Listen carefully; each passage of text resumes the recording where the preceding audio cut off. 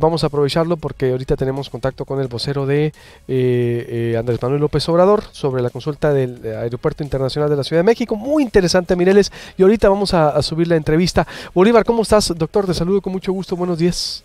Muchas gracias, buenos días al auditorio, un gusto estar aquí con ustedes. Al contrario, el gusto de nosotros. La invitación a Maduro, ¿cómo viste que está generando todo un debate nacional al respecto? Sí, yo creo que ha sido un debate un poco, digamos, fuera de contexto, ¿no? Se ha pensado que la invitación a Maduro pues es como si fuera una invitación personal, es una invitación que tiene que ver con un acto protocolario de Estado, se invita a todos los jefes de Estado, y bueno, algunos deciden venir y otros no. Sabemos que viene Mike Pence, por ejemplo, en representación de Donald Trump. Sabemos que viene Evo Morales de Bolivia. Y bueno, vienen muchos jefes de Estado y representantes de Estado de distintas naciones. Yo creo que se ha intentado, digamos, plantear la discusión de una manera confusa y que en todo caso lo que pudiéramos cuestionar realmente es el momento en el que estamos viviendo en el mundo. En el mundo estamos viviendo una etapa en la que las democracias están de declive. Sí. Todos los índices de democracia están mostrando y registrando pues estos cambios y transformaciones que están dando en el mundo. Para no ir más lejos, nada más ayer en el caso de Brasil, una elección que da como resultado el ascenso de un político abiertamente fascista que hace apología de la dictadura brasileña. Con lo cual yo creo que en todo caso lo que hay que cuestionar es en qué mundo estamos viviendo y cómo se va a relacionar México con ese mundo.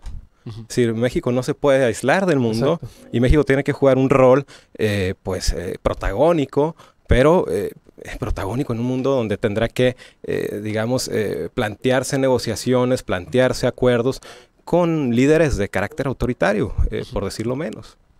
Tú ves entonces, no es algo que debamos entonces recriminar, sino es parte de un acto protocolario, diplomático. Sin duda es un acto protocolario, diplomático. Si fuera un acto, digamos, donde Venezuela cobra una importancia relevante y Maduro en particular para la agenda de México, para la agenda de política exterior mexicana, pues entonces lo que estaremos viendo es una reunión de carácter bilateral donde se plantea una agenda, bueno, para avanzar intereses de ambos países. No es el caso. Viene un acto protocolario y evidentemente va a dar mucho de qué hablar. Habrá fotografías, habrá quien podrá estar pidiéndole una selfie a Maduro, etcétera. Pero al margen no creo, le van a dar topatazos, yo creo. Pues sí, pero uno nunca sabe. En este país de repente pasan cosas raras. Pero en todo caso, Noroña, pues ¿no? sí, por ejemplo. Pero en todo caso, creo que es en ese contexto, ¿no? Un contexto de carácter diplomático. Y además, creo que no está mal que venga, por otro lado, porque México necesita jugar un rol definitivamente en la región, en la que pueda arbitrar conflictos. Y la única forma de arbitrar conflictos es hablando con todos. Claro. No hay de otra manera.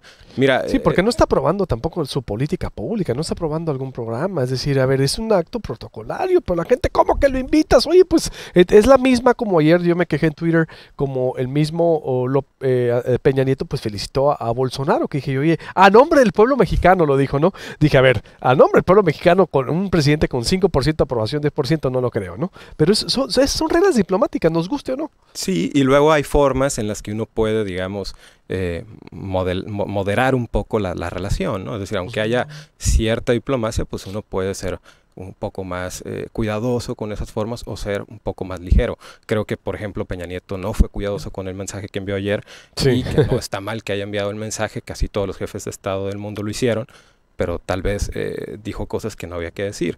Entonces, eso es importante. Además, en el caso de Venezuela y de López Obrador, que se ha cuestionado mucho esto no solo desde ahora, desde 2006, ¿no? Ha marcado casi parte de la relación con la política exterior de López Obradorismo, porque así lo ha ventilado la prensa. Pero una cosa que es importante, en la campaña López Obrador condenó pues que tuvieran presos políticos en Venezuela. Pero como se condena que haya presos políticos en otros países, en Brasil, por ejemplo, Lula está en la cárcel bajo bastantes sospechas de manipulación política. Esto es, en España están pasando cosas. Hay tuiteros que están en la cárcel por expresarse libremente. Vivimos un mundo de nuevo que está tomando una deriva autoritaria. Y entonces creo que vale la pena plantearse cómo nos vamos a relacionar con ese mundo. y cuidar unas formas para que México pueda jugar un rol de árbitro y un poco resolver conflictos, o si no resolverlos, por lo menos no ser parte de esos conflictos. Totalmente. ¿Cómo viste lo de la consulta del aeropuerto, Bolívar? Porque hay mucho al respecto ahí de esto. Creo que fue un ejercicio muy interesante. Lo que yo diría es que primero quedó claro que, pues, que hay que ir en esa dirección, hay que consolidar la democracia mexicana, y una forma de consolidar la democracia mexicana pues es no solo quedarnos una democracia electoral, hay que ser una democracia también participativa.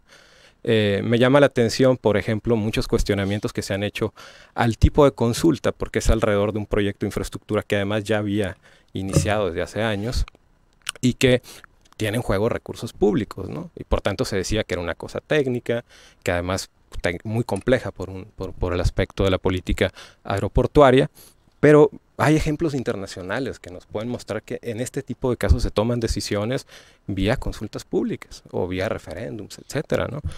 Por ejemplo, en el caso de Berlín, se votó el año pasado, en verano, que el aeropuerto de Tegel, que está en la ciudad de Berlín, se cerrara. Se votó en un referéndum si se debe cerrar o no. La gente fue y decidió si había que cerrarlo o no. Y así hay muchos ejemplos en el mundo. ¿Y cómo son las mecánicas en el mundo, por ejemplo? Bueno, lo que pasa es que son marcos, digamos, marcos mucho más consolidados, ya están más reglados. En el caso de México tenemos una constitución que sí establece estos mecanismos, pero están muy restrictivos. Por ejemplo, la consulta popular pues solo puede ser en el caso de temas que no aborden aspectos de ingresos públicos ni de gasto público. Por eso cuando se intentó hacer una consulta pública sobre la reforma energética, pues no se podía tratar. Ahora mismo, en el caso del aeropuerto, no se hubiera podido tratar vía consulta pública el asunto porque tiene que ver con gastos del Estado. Entonces, muy restrictivo ese marco jurídico. En otros países el marco jurídico es mucho más accesible. Sí. Para no ir muy lejos, en Arizona, que lo tenemos aquí al lado, el próximo 6 de noviembre de este año, se va a votar una proposición, una iniciativa que tiene que ver con la reconstrucción, conservación y reparación de las carreteras regionales. O sea, aquí en Arizona, aquí al lado, no vamos a ir muy lejos. Sí. El condado de Pima les pide a los electores que consideren autorizar la venta de $430 millones en bonos de obligación general para financiar la reconstrucción, conservación y reparación de las existentes carreteras públicas en toda la región. Y ahora volvamos a Sonora. Sí. En Sonora, ¿cuándo votamos sobre lo que se hace con nuestros recursos públicos? Nunca. Pues nunca, y ahí hay una ley de participación ciudadana. Exacto, que tomemos en cuenta el medio ambiente, es lo que decíamos también ayer. Exacto. Nunca. Es algo nuevo. Exacto. Entonces yo creo que se abre una nueva etapa, una etapa en la que se puede consolidar una democracia más participativa. Desde luego hay que perfeccionar nuestro sistema constitucional de democracia participativa. No es un buen modelo. Se hizo una reforma política con muchos candados porque había el temor de que pues este tipo, digamos, de instrumentos tuvieran un peso mayor y que luego entonces la relación de fuerzas entre, digamos, la ciudadanía y los intereses privados, políticos, etcétera, pues se movieran en una dirección distinta. Entonces, ¿tú ves correcto el ejercicio que se hizo? Sí, yo creo que es un buen comienzo. Hay que perfeccionarse. Hay que perfeccionarlo sin duda y nosotros tenemos que participar. Es una buena oportunidad para que podamos incidir en las decisiones públicas. Totalmente de acuerdo. Te agradezco mucho, Bolívar. Gracias. Bolívar Portugal, que ya está de planta en Hermosillo y pues va a estar colaborando seguido en Proyecto Puente con sus análisis.